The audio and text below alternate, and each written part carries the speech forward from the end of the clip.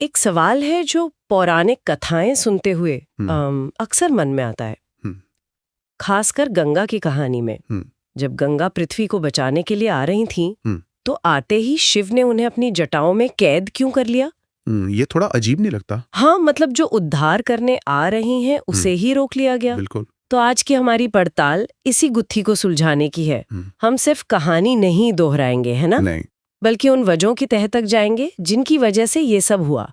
क्या ये सच है कि अगर शिव ने गंगा को न रोका होता तो पृथ्वी का अस्तित्व ही मिट जाता? बिल्कुल। और ये समझना बहुत जरूरी है कि ये घटना सिर्फ किसी एक ऋषि की तपस्या का नतीजा नहीं थी। अच्छा, ये एक बहुत बड़ा ब्रह्मांडीय समायोजन था। एक ऐसा पल जिस पर देवताओं, मनुष्यों और यहाँ तक कि असुरों तीनों लोगों का भविष्य टिका हुआ था। तो फिर चलिए कहानी की शुरुआत से शुरू करते हैं। जी। इसकी जड़ें जुड़ी हैं एक बहुत महान राजा सगर और उनके 60,000 पराक्रमी पुत्रों से।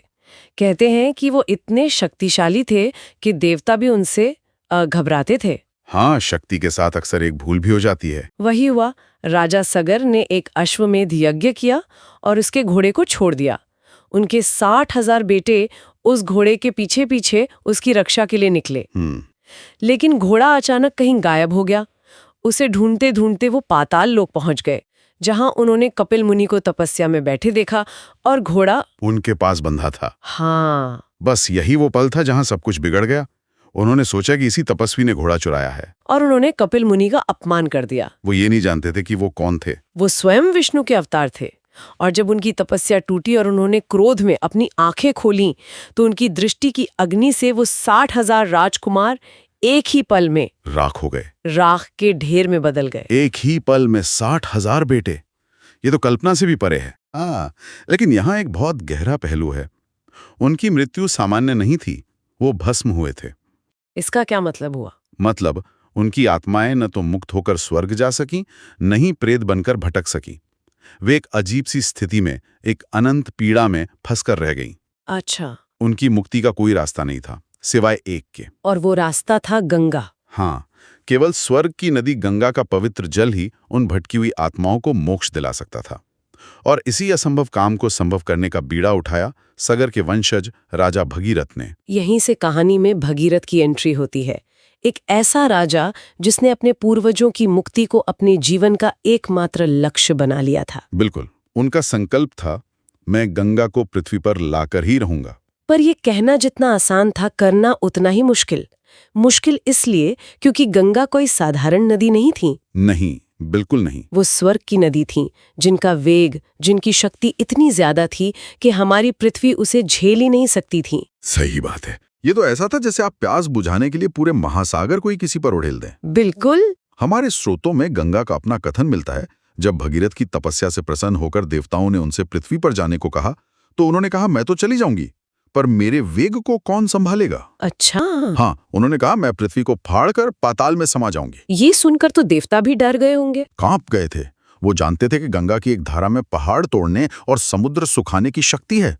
उनका सीधा उतरना मतलब महाविनाश। तो जब हर कोई बेबस था, तब सबको एक ही नाम याद आया, महादेव। शिव, जो संहारक भी है और रक्षक भी। हाँ, जो विष भी पी सकते हैं और अमृत भी धारण कर सकते हैं। संतुलन के देवता। उस दृश्य की कल्पना करना भी अद्भुत है। सारे देवता और हाथ जोड़े भगीरथ कैलाश पर शिव के सामने खड़े हैं और उनसे कह रहे हैं कि इस प्रलय को केवल आप ही रोक सकते हैं।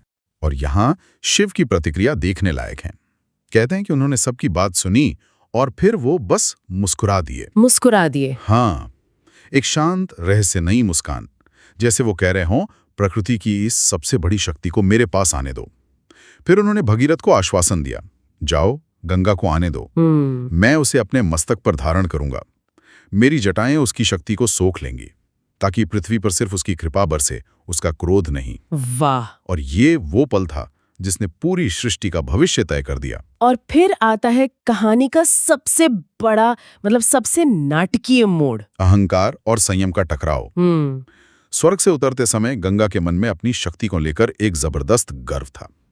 कुछ कथाओं में तो यहाँ तक कहा गया है कि उन्होंने सोचा, मेरा वेग कोई नहीं संभाल सकता, देखती हूँ ये तपस्वी शिव मुझे कैसे रोकते हैं। हाँ, बिल्कुल ऐसा ही। और फिर वो हुआ। गंगा ने अपनी पूरी ताकत, पूरे ब्रह्मांडीय वेग के साथ सीधे शिव के सिर पर छलांग लगाई। आकाश में एक दिव्य गर्जना हुई। ऐसा लगा जैसे कोई तारा टूटकर गिर रहा हो।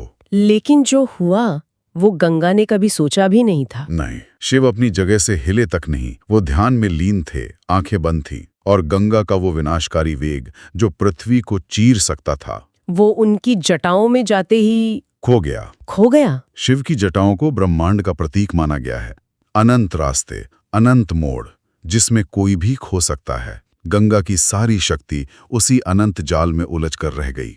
1 मिनट, ये समझना थोड़ा मुश्किल है। मतलब गंगा की वो शक्ति जो ब्रह्मांड हिला सकती थी, वो बस गायब हो गई? शिव की जटाओं में ऐसा क्या था? बहुत अच्छा सवाल है, और यहीं हम उस मुख्य प्रश्न पर आते हैं कि शिव ने ऐसा क्यों किया। ये सिर्फ एक भौतिक घटना नहीं थी, इसके पीछे कई गहरे कारण थे। अच्छा? पहला और सबसे सीधा कारण तो यही था जो हम सब जानते हैं, पृथ्वी को विनाश से बचाना। ठीक है। उनकी जटाएं एक डैम की तरह थी, जिसने बाढ़ के पानी को रोक लिया ताकि नीचे बसे गांव सुरक्षित रहें। ठीक है, ये तो समझ आता है। ये तो एक तरह से फिजिकल प्रोटेक्शन हो गया। लेकिन क्या बस यही वजह थी? क्योंकि शिव का हर कार्य तो गहरा होता है। बिल्कुल नहीं। और यही दूसरा और शायद उससे भी गहरा रहस्य सामने आता है। वो क्या? ये था गंगा का अहंकार तोड़ना। शिव ने सिर्फ गंगा के वेग को नहीं, उनके अभिमान को अपनी जटाओं में कैद किया था। अच्छा? उन्हें ये सिखाना था कि शक्ति जब तक विनम्रता और संयम के साथ ना हो, वो विनाशकारी होती है। शिव ने उन्हें रोककर ये दिखाया कि तुमसे भी बड़ी एक शक्ति है, और वो है संतुलन की शक्ति। तो ये सिर्फ पृथ्वी को बचाने का भौतिक कार्य नहीं था, ये एक मनोवैज्ञानिक, या कह सकते हैं एक आध्यात्मिक सुधार भी था गंगा के अपने चरित्र के लिए। हाँ। वाह, ये तो कहानी को एक नया आयाम देता है। बिल्कुल। और यही तीसरा रहस्य जुड़ता है। शिव ने सिर्फ अहंकार तोड़ा नहीं, बल्कि उस खाली जगह को अपनी ऊर्जा से भर दिया। मतलब? उन्होंने गंगा को और भी अधिक पवित्र बनाया। सोचिए, स्वर्ग की दिव्यता तो गंगा में पहले से थी। जब उस दिव्यता में शिव का तप, उनका वैराग्य और उनकी कल्याणकारी ऊर्जा मिल गई, तो गंगा का स्वरूप ही बदल गया। वो सिर्फ दिव्य नहीं रही, वो शिव शक्ति का संगम बन गईं। इसीलिए शायद आज भी कहा जाता है कि गंगा का जल पाप धो देता है, क्योंकि उसमें सिर्फ देवलोक की पवित्रता नहीं, बल्कि महादेव का अपना तत्व भी शामिल हो गया। सही बात है। सटीक। यही कारण है कि उनके जल में वो अद्भुत शक्ति मानी जाती है। वो शिव के स्पर्श से और भी ज्यादा शक्तिशाली और पवित्र हो गई। और ये हमें चौथे रहस्य तक ले जाता है, जो है ब्रह्मांडीय संतुलन बनाए रखना। अच्छा? शिव का मूल काम ही संतुलन साधना है। जब भी कोई शक्ति, चाहे वो दानव हो, देवता हो या प्रकृति की शक्ति हो, अपनी सीमा लांघती है, तो शिव हस्तक्षेप करते हैं। तो गंगा का अनियंत्रित वेग ब्रह्मांड के संतुलन को बिगाड़ रहा था? हाँ, और शिव ने उन्हें अपनी जटाओं में थामकर उस संतुलन को फिर से स्थापित किया। ये तो एक बहुत बड़ी तस्वीर है। मतलब ये किसी एक ग्रह या कुछ आत्माओं की कहानी नहीं है, ये पूरे कॉस्मोस के संतुलन की कहानी है। हाँ, और इसी संतुलन को साध कर उन्होंने उस पांचवें और अंतिम रहस्य को पूरा किया, जो इस कहानी का मूल उद्देश्य था। भगीरथ के पूर्वजों की मुक्ति। बिल्कुल। अगर गंगा अपने उसी भयानक वेग से उतरती तो प्रलय आ जाता। ऐसे में भगीरथ के पूर्वजों की राख भी बह जाती और मुक्ति का उद्देश्य ही अधूरा रह जाता। सही बात है। शिव ने पहले गंगा को शांत किया, उन्हें नियंत्रित किया, और फिर उन्हें उस रूप में पृथ्वी पर भेजा जिस रूप में वो कल्याण कर सकती थी, विनाश नहीं। एक बात और जो यहाँ दिलचस्प है, वो ये कि शिव ने गंगा को पकड़ते ही तुरंत नहीं छोड़ दिया। कहते हैं कई वर्षों तक गंगा उनकी जटाओं में ही शांत होती रही। उन्होंने इंतजार क्यों किया? ये भी एक बहुत बड़ा संदेश है। शक्ति को नियंत्रित करना एक बात है, और उसे सही समय पर सही उद्देश्य के लिए छोड़ना दूसरी। अच्छा? शिव ने इंतजार किया जब तक भगीरथ की तपस्या और धैर्य सिद्ध नहीं हो गए, और जब तक गंगा का अहंकार पूरी तरह शांत नहीं हो गया। ये सिखाता है कि महान कार्यों के लिए सिर्फ शक्ति ही नहीं, सही समय और धैर्य की भी जरूरत होती है। हाँ, और जब सालों बाद शिव ने अपनी जटा की एक लठ खोली, तो गंगा एक पतली शांत धारा के रूप में बाहर निकली। उनका प्रलयंकारी रूप अब सौम्य और करुणामयी हो चुका था।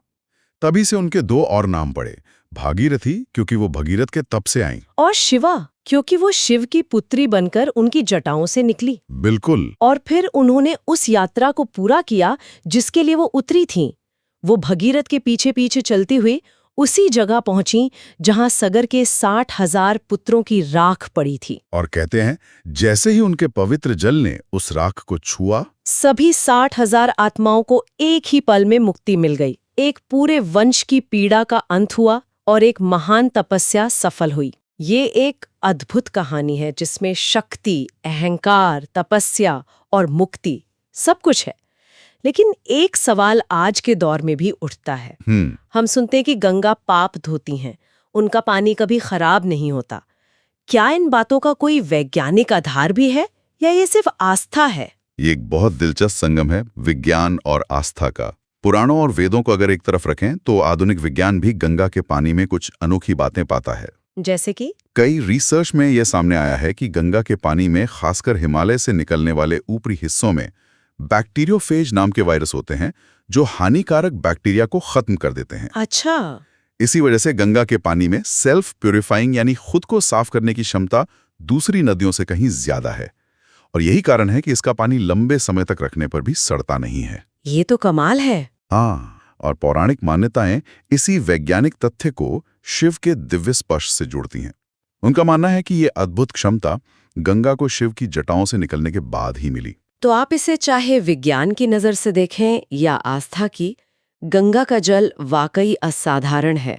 बिल्कुल। तो इस पूरी चर्चा को अगर समेटें तो शिव और गंगा की ये कहानी सिर्फ एक घटना नहीं है, बल्कि ये जीवन और ब्रह्मांड के नियमों का एक गहरा पाठ है। सही कहा। ये हमें शक्ति, अहंकार और संयम के रिश्ते के बारे में सिखाती है। बिल्कुल सही।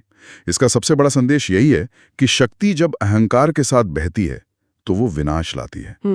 लेकिन वही शक्ति जब संयम, करुणा और एक बड़े उद्देश्य के साथ जुड़ जाती है तो वो पूरे संसार का कल्याण कर सकती है, उसे पवित्र कर सकती है। तो शिव ने गंगा के वेग को नहीं, उनके अहंकार को नियंत्रित किया था। हाँ, वेग तो बस उस अहंकार का बाहरी रूप था। और यही हम अपने सुनने वालों के लिए एक सवाल छोड़ना चाहेंगे। शक्ति और संयम के संतुलन का ये सिद्धांत आज की दुनिया में कहाँ-कहाँ लागू होता है?